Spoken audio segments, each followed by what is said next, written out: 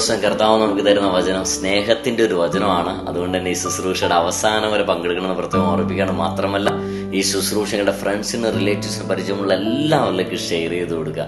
ഇന്നത്തെ വചനത്തിലേക്ക് നമ്മൾ പ്രവേശിക്കുകയാണ്.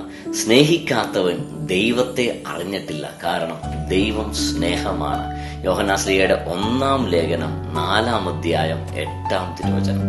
പ്രിയപ്പെട്ടവരെ, നമ്മൾ പലപ്പോഴും പറയാറുള്ളൊരു കാര്യമുണ്ട്, എൻ്റെ കുടുംബത്തിലുള്ളവർ എന്നെ സ്നേഹിക്കുന്നില്ല, എൻ്റെ ജീവിത പങ്കാളി എന്നെ സ്നേഹിക്കുന്നില്ല, എൻ്റെ മക്കൾ എന്നെ സ്നേഹിക്കുന്നില്ല. പ്രിയപ്പെട്ടവർ, നമ്മൾ ഒരു കാര്യം മനസ്സിലാക്കണം. വചനം പറയാണ്, സ്നേഹിക്കാത്തവൻ ദൈവത്തെ അറിഞ്ഞിട്ടില്ല. അതായത് നമ്മെ സ്നേഹിക്കാൻ ഒരാൾക്ക് പറ്റുന്നില്ല എങ്കിൽ, കഴിയുന്നില്ല എങ്കിൽ, യഥാർത്ഥത്തിൽ ആ വ്യക്തി ദൈവത്തെ അറിഞ്ഞിട്ടില്ല, ദൈവത്തെ സ്നേഹിച്ചിട്ടില്ല. ദൈവത്തെ അറിയാത്ത വ്യക്തിക്ക്, ദൈവത്തെ സ്നേഹിക്കാൻ കഴിയാത്ത വ്യക്തിക്ക് ഈ ലോകത്തിലുള്ള ഒരു മനുഷ്യനെയും മനസ്സിലാക്കാനോ സ്നേഹിക്കാനോ കഴിയില്ല. കാരണം എന്തുകൊണ്ടാ? കാരണം എന്താണ് പ്രിയപ്പെട്ടവര്? അവർ യഥാർത്ഥത്തിൽ ദൈവത്തെ സ്നേഹിച്ചിട്ടില്ല. ദൈവത്തെ സ്നേഹിക്കാത്തത് കൊണ്ട് തന്നെ അവർക്ക് ഈ ലോകത്തിലുള്ള ആരെയും സ്നേഹിക്കാൻ കഴിയില്ല. വചനം പറയുകയാണ്, സ്നേഹിക്കാത്തവൻ ദൈവത്തെ അറിഞ്ഞിട്ടില്ല. അപ്പൊ ആദ്യം ദൈവത്തെ അറിയണം, അല്ലെ? ദൈവത്തെ അറിയണം. ദൈവം ആരാണ്? ദൈവം ആരാണ്? ദൈവം നമ്മെ സ്നേഹിക്കുന്നവനാണ്. ദൈവം നമ്മെ അനുഗ്രഹിക്കുന്നവനാണ്.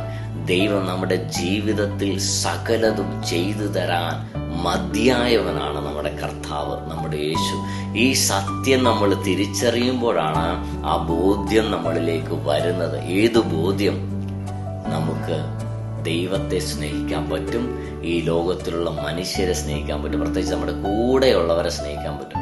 ഇന്ന് പലർക്കും കൂടെയുള്ളവരെ സ്നേഹിക്കാനോ മനസ്സിലാക്കാൻ കഴിയുന്നില്ല. കാരണം അവർ സ്നേഹത്തിൽ നിന്ന് വളരെ അകലെയാണ്. അവരുടെ ജീവിതം തന്നെ, അല്ലെ, വലിയ പ്രശ്നത്തിലാണ്. നമ്മൾ പറയാറുണ്ട്, ഒന്ന് ചിരിച്ചിട്ട്, ആ മനുഷ്യനൊന്ന് ചിരിച്ചിട്ട് എത്ര നാളായി കർത്താവ്, അല്ലേ?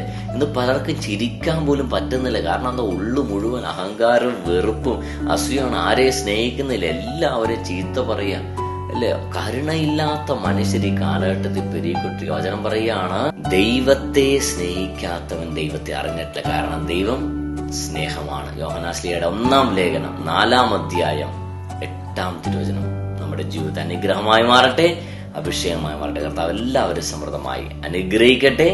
ആമേൻ.